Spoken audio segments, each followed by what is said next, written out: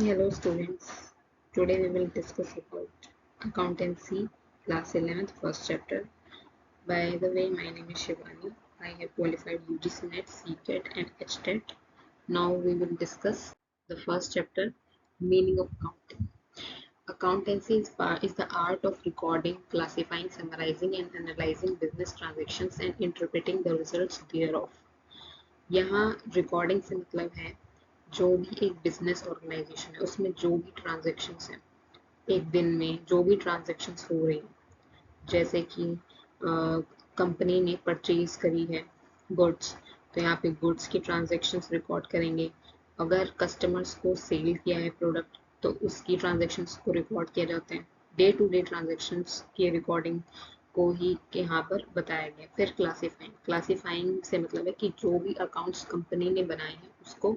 अलग अलग क्लासीफाई कर दिया कैश की ट्रांजेक्शन को कैश में डाल दिया सेल वाली ट्रांजेक्शन क्रेडिट सेल वाली सेल में डाल दी क्रेडिट परचेज वाली परचेज में डाल दी तो क्लासीफाई कर दिया देन समराइज कर दिया जो भी अकाउंट्स मेंटेन हुए उनको समराइज कर दिया जैसे कि हम एडिशन सब्ट्रैक्शन करते हैं वैसे ही हम जैसे हम कोई भी एक स्टोरी पढ़ते हैं तो उसकी हम समराइज करते हैं हम उसके रिजल्ट पे जाते हैं तो ऐसे ही अकाउंट्स के हम रिजल्ट निकालने के लिए वहाँ पे क्या करते हैं समराइज करते हैं अकाउंट्स को बैलेंस करने की ट्राई करते हैं उसको बैलेंस करने के बाद हम एनालाइज करते हैं बिजनेस ट्रांजेक्शन्स को एनालाइज करने का मेन पर्पस ये है कि बिजनेस ट्रांजेक्शन्स में लॉस हो रहा है या प्रॉफिट ये जानना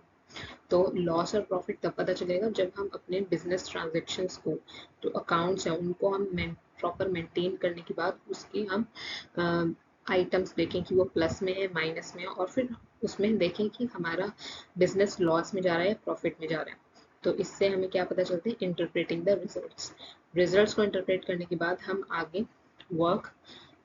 अपने करते हैं Next, in accounting, only those transactions and events are recorded which can be measured in terms of money. वो वाले अकाउंट्स को मेंटेन करे जाते हैं जो कि रेलेवेंट है बिजनेस ट्रांजेक्शन से रिलेटेड है जो कि मनी की टर्म्स में है हम ऐसा नहीं है कि फर्नीचर हमने कितने खरीदे एक दो तीन हम ये रिकॉर्ड नहीं करते हम उनकी प्राइस मनी को कंसीडर करते हैं कि फर्नीचर हमने कितने में परचेज किया एक ऑर्गेनाइजेशन में फर्नीचर अगर 10,000 में परचेज किया तो उस 10,000 को रिकॉर्ड किया जाएगा ना कि हम फर्नीचर की क्वालिटी या उसके नंबर्स को यहाँ पर करने वाले रिकॉर्ड तो हम यहाँ पे मनी की ट्रांजेक्शन्स को ही रिकॉर्ड करते हैं नेक्स्ट एक बेसिक ऑब्जेक्टिव अकाउंटिंग मेंटेन करने का ये भी है कि हम अपने इंटरनल यूज़र और एक्सटर्नल यूज़र्स को ये बता सकें कि हमारे बिजनेस में की पोजीशन क्या है तो एक्सटर्नल यूज़र में जैसे कि आ गया इन्वेस्टर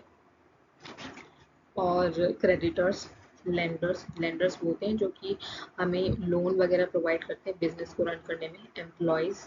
जो भी ऑर्गेनाइजेशन में वर्क कर रहे हैं एम्प्लॉयज़ को भी ये जानना होता है कि उनके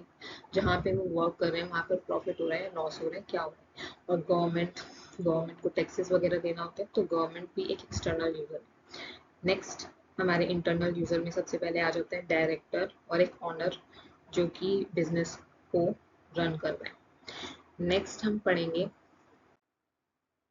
qualitative characteristics of accountancy reliability reliability एक अकाउंट्स को जब हम मेंटेन करते हैं तो उसकी जो इंफॉर्मेशन होनी चाहिए वो वेरीफिएबल होनी चाहिए ऐसा नहीं है कि हम कोई भी इंफॉर्मेशन को यहाँ पे डाल देंगे हम सिर्फ ट्रुथफुल इंफॉर्मेशन को यहाँ पे रिकॉर्ड करते हैं ठीक है जैसे कि हम डबल एंट्री सिस्टम वगैरह को रिकॉर्ड करते हैं वो आगे हम पढ़ेंगे नेक्स्ट है रेलेवेंस यहाँ पे जो फाइनेंशियल स्टेटमेंट है उनका ऑब्जेक्टिव्स पूरा पता होना चाहिए एक एंटरप्राइज का ऑब्जेक्टिव क्या है और हम अननेसेसरी इन्फॉर्मेशन को रिकॉर्ड नहीं करेंगे सिर्फ जो बिजनेस से रिलेटेड इन्फॉर्मेशन है उसी को यहाँ पे रिकॉर्ड किया जाता है नेक्स्ट है अंडरस्टैंडेबिलिटी जो भी अकाउंटिंग इन्फॉर्मेशन को रिकॉर्ड किया जा रहा है वो लॉजिकल होनी चाहिए और सिंपल मैनर में होनी चाहिए ताकि जो हमारे यूजर्स हैं इंटरनल हो या एक्सटर्नल उनको हमारी जो अकाउंटेंसी है हमारे जो बिजनेस ट्रांजेक्शन है उसको समझने में ईजी हो ईजिली वो अंडरस्टैंड कर पाए नेक्स्ट है कंपेरेबिलिटी जो भी डाटा जो भी अकाउंट्स मेंटेन करे जा रहे हैं वो कंपेरेबल भी होना चाहिए पास्ट को हम प्रेजेंट से जब तक कंपेयर नहीं करेंगे हमें पता नहीं चलेगा कि बिजनेस में प्रॉफिट्स बढ़ रहे हैं या कम हो रहे हैं तो अकाउंटेंसी में कंपेरेबिलिटी भी एक नेसेसरी फीचर है नेक्स्ट है अकाउंटिंग साइकिल सबसे पहले स्टूडेंट्स को ये जानना जरूरी है कि अकाउंटिंग साइकिल स्टार्ट कहाँ से होता है सबसे पहले बेसिक इंफॉर्मेशन जो है वो रिकॉर्ड करी जाती है जैसे कि सबसे पहले सोर्स डॉक्यूमेंट से मतलब है यहाँ पे बुक कीपिंग, जैसे कि वाउचर्स वगैरह हैं वो। नेक्स्ट है जर्नल। अब जर्नल से रिलेटेड ये है कि जैसे कि मैंने आपको पहले ही बताया था, परचेज की एंट्री, सेल्स की एंट्री, इन सबको मेंटेन करा जाता है जर्नल में। देन ये जो जर्नल एंट्री करी जाती है वो अकाउंट में मेंटेन करे जाते हैं, क्लासीफाई करे जाते हैं लेजर में। नेक्स्ट, जो भी लेजर में अकाउंट बने हुए हैं, अब उसको प्लस किया जाएगा डेबिट और क्रेडिट साइड, तो वो ट्रायल बैलेंस में किया जाता है। नेक्स्ट है एडजस्टमेंट। एडजस्टमेंट होता है trading and P and L का part. Trading and P and L के बाद हमें ये पता चलता है कि बिजनेस में प्रॉफिट हो रहा है या लॉस हो रहा है। देन क्लोजिंग अकाउंट्स को मेंटेन करने के बाद फाइनल अकाउंट बनाए जाते हैं, जैसे कि बैलेंस शीट हो गया और statement of P and L. ये समराइज करने के लिए बनाए जाते हैं, to interpret the results, to compare the result of past and present. So I hope that you can understand. Thank you.